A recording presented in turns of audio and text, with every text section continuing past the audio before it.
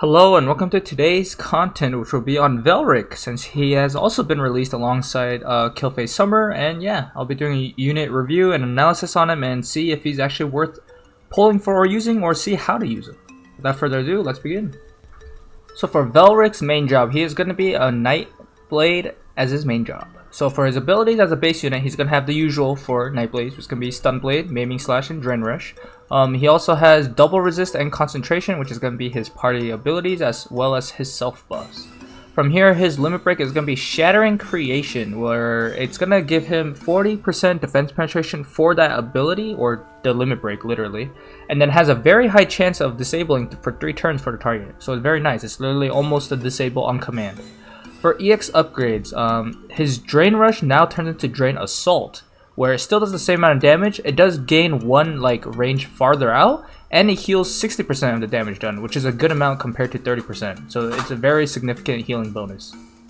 From here, his EX ability is also going to be Midnight Wall, which is going to be a physical barrier for 50% for 3 turns for 3 times for himself, not 3 turns, sorry. So that's going to be very, very nice, a physical barrier. For his sub-jobs, on his Nightblade sub-job, he has AP Drain and Spinning Slash. It's alright, nothing like crazy out of the ordinary. If we move down to his Pugilist sub-job, he mostly gets Shifting Strike, Spirit Breaker, and Demon Purger. As you can see here, he has the most important abilities from Pugilist for dealing insanely high damage, which is going to be very, very strong, which is going to be Demon Purger and Spirit Breaker, so this is very nice to have. For his Soldier sub-job, unfortunately, does not have Drain Rush. He does have a good amount of slash abilities here, mostly going to be Hazard Break. However, I do recommend the Pugilist sub-job because of Spirit Breaker and Demon Purge just being that much stronger in comparison. For resistances and passes, for damage types, he has 10% to Slash, 5% to Pierce, 5% to Strike, 10% to Missile, and then negative 10% to Magic. As you can see, overall, his resistances are not that bad. Overall, they're all kind of positive outside of Magic. You have to keep in mind, because he has self-sacrifice, these will all end up kind of being in the negative zone, except for Slash and Missile in particular, so keep that in mind. From here, he has 0% AoE, 0% single target resistances. At level 120 with his master ability included, he has a base of 6 defense and 0 spirit. Not too high, but I mean, it's better than nothing. His resistances to statuses is going to be 50% to blind and sleep, and then 10% to disable. Not bad. I would prefer disable to be on the 50%, or at least a stop or any other status resist that can be kind of relevant, kind of like paralysis. But yeah, it's not too bad. For his master ability, it's going to be the Mono Ice, the usual. And then he has 25% defense penetration at all times from his master ability, which is going to be very nice because this allows him to kind of be flexible on his passives. For his mobility, it's going to be 3 move, 1 jump. He is a 90 cost. For passives, what I would recommend is definitely going to be his Nightblade Secret Arts, 100%, because the EX upgrade of Nightblade Master is now going to grant him healing power for himself by 20, which is a good amount, because this means that he's not only going to receive more healing, he also gives himself more healing as well. So he can be healed for more from outside sources, and he heals more from himself as well. So that's going to be very nice, especially with the Drain Rush. From here, I would recommend a mixture of either Warrior Spirit, if you want a bit of a beefier HP build because he has a good amount of HP, or Self-Sacrifice if you want to hit that very, very high attack stat.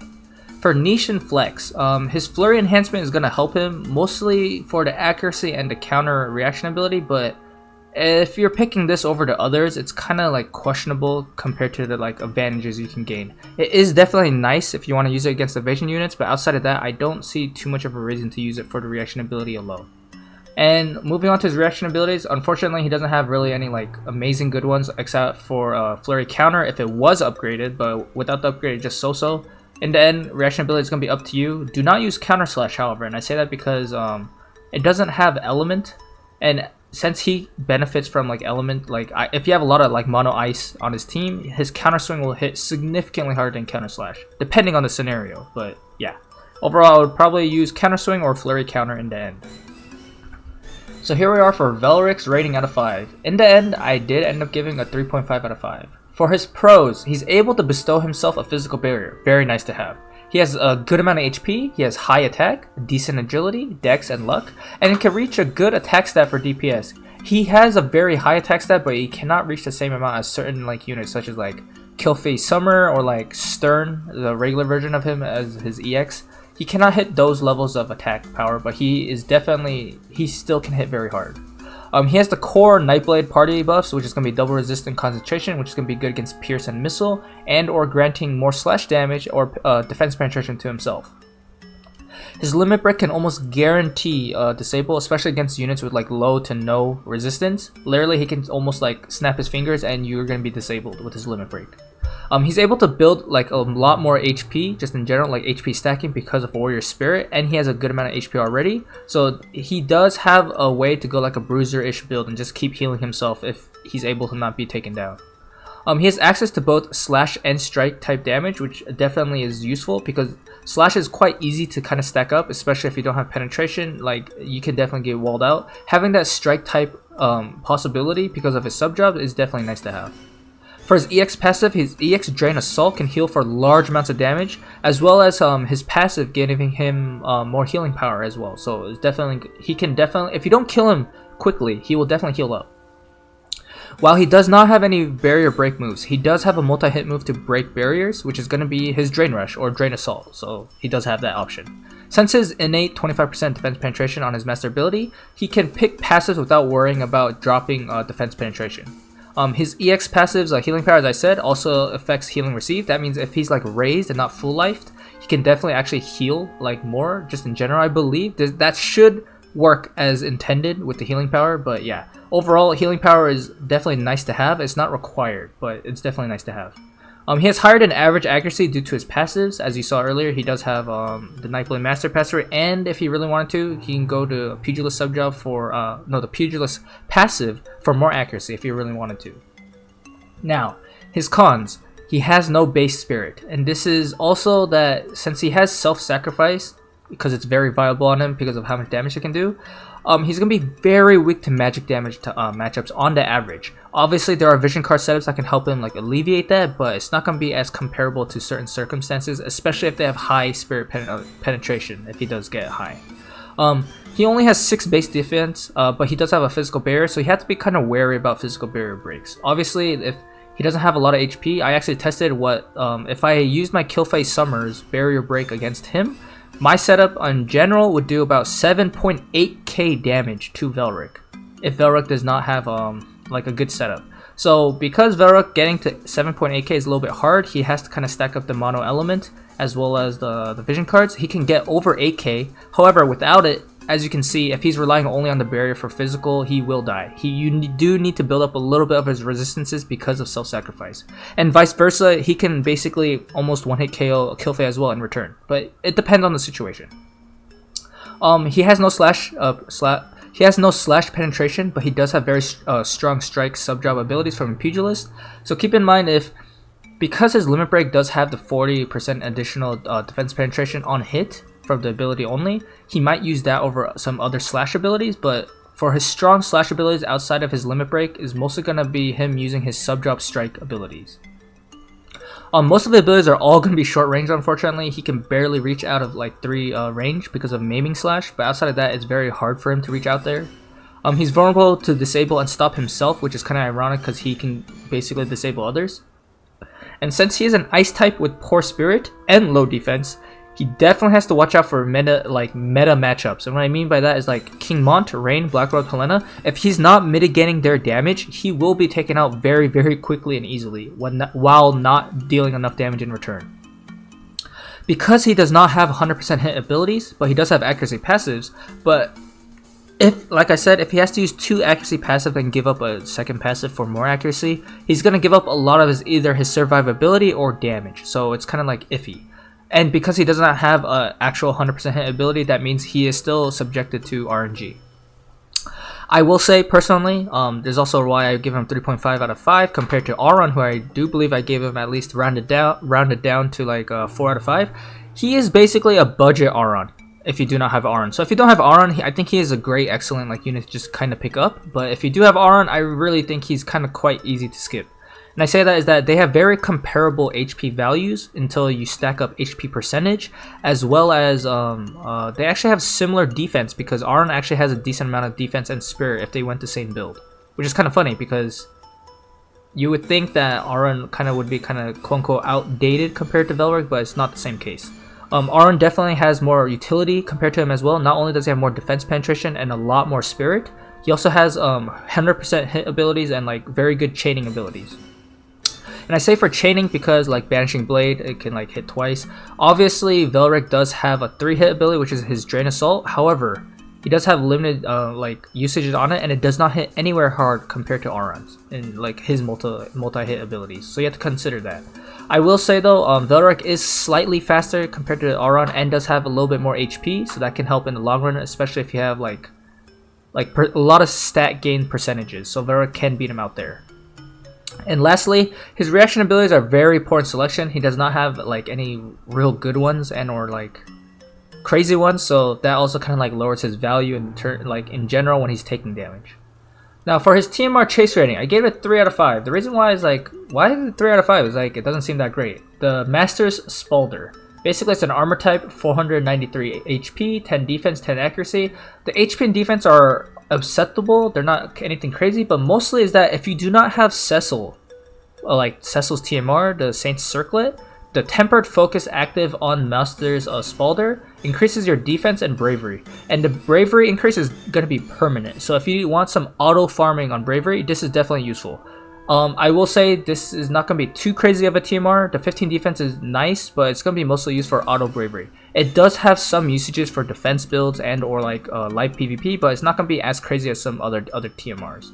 So overall, I kind of hope this kind of like lets you understand why I put Velric at 3.5 out of 5 in general. He's not a bad unit, but he's not meta breaking or like he's not going to just suddenly change it, like shift up the meta and beat up any of the meta units right now. Like he's not going to be doing that. He definitely has a good niche, especially against wind units and or units that are not going to be fire or meta or like high tier meta. What I mean by that is, you know, Kingmont, Rain, Black Rogue, Helena, Dwayne, stuff like that. But he still does very good damage. If anything, he does very good damage to Dwayne with his Pugilist subjob. But yeah, hope this kind of like makes sense for 3.5 out of 5. And here's my example setup for Velric. As I said in the Killfay video, this is going to be like the new end slide, what I would personally like put on him and what I have available. If I had Valentine's like Sweetheart Selir as well as Gilgamesh, this would definitely be the setup for vision cards I would have for them. So Freezes on Sweetheart Valentine, Selir, and then Odin on Gilgamesh. And then for Velric himself, Shimmering Blade, if you collected at least one of those from the Final Fantasy X collaboration event, amazing. It's amazing on him. Literally just so much more damage. Like especially with the ice attack up, it also helps his Pugilist subjob. From here, I would definitely kind of recommend the Platinum Helmet right now. He does have access to armors, so this is going to be very good compared to Auron in that situation. However, because he is very susceptible to magic damage right now, building up his spirit and magic attack resistance is important. So that's why I would put specifically Platinum Helmet. And then Bells, obviously, because he's going to be the main DPS. And then the Esper is going to be the Freezes. It's going to be very good on him because not only does he get the ice attack up from it, he also gets magic attack resistance as well as spirit. And these are all, actually I'm not sure on the magic attack resistance. I'd have to double check. I'm pretty sure it does, but I'm not 100% sure. Either way, I would definitely recommend it because of the additional 15 spirit on the Esper. That plus, what is it, Platinum Helmet? I think he's sitting at 33 spirit here, as you can see. That with the Fenrir vision card not only gives him his magic attack resistance boosted, it also gives him a good amount of attack. With this build setup with the other two in his party, he has 8,057 HP, 1,200 attack, and 33 spirit. This is very a beefy build, and this is specifically using his Nightblade Mastery passive and then the Warrior Spirit because I wanted to kind of stack HP on him. There's no reason for me to go self-sacrifice on him because he's not really going to be one-shotting units with his slash attacks because he doesn't really have any 200% hit abilities, like 200% damage modifiers. That's mostly either his Limit Break and his Pugilist subjob. So outside of that, I kind of want to like bank on his like sustain with his like Drain Assault. I think that would be like really important.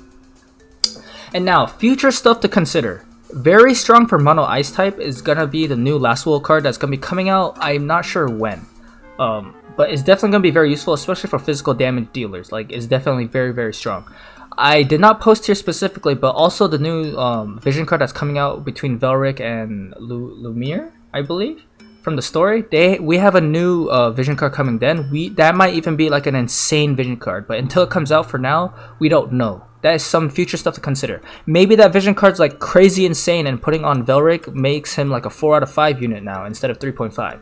But for now, from what we know, I still stick with 3.5 out of 5. From here, we have Killfei's Summer TMR actually, because this TMR not only gives you a decent amount of AP gain, but also puts shell on yourself. And because innately, without a good spirit setup on him, like Platinum Helmet, Freezes, and then Fenrir Vision card, he has very poor magic survivability. However, if you have all these and you put this on him, no magic damage will deal a lot of damage to him. Like, he'll literally kind of just like scoff at it, if you have this type of setup. Also, additionally, after the Leviathan raid, which should be coming in a few weeks, we have the Knight's Armor, or the Magic Knight's Armor. I'm not sure what the translation is. Not only does it give 20 a spirit, but also gives 10% magic attack resistance at a +5. So this is going to be insanely good for him if he wants to go like magic tanky in that regard. And lastly, you want to kind of avoid fire and magic damage in general unless you have proper mitigation against it. If they have high spirit penetration, you're going to have a hard time. If they have like high magic attack penetration and you stack only magic attack resistance, you're going to have a bad time. And for this example, Black Robed Helena obviously is giving a lot of people trouble unless you have a good setup against it or a magic tank. She's definitely going to still always be relevant as a magic dealer. And then this is one like dress up Glaciella, sorry. I don't know what I'm saying. I'm like spitting out words. But she might be coming to global. There's no rumors or anything. We don't know. But because Japan got it, we don't know if we're going to be getting it at all. If she does come over to us, that is still something to consider. And because she's a very strong anti-physical like mage dealer, like damage dealing mage, she can deal she can be very effective against Velric. So that is something that you have to think about. And because she is going to be a double cost in Japan, she is a double cost and she's pretty strong. That is something to think about. So yeah.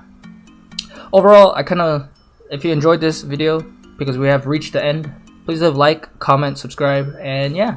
Until next video, peace out.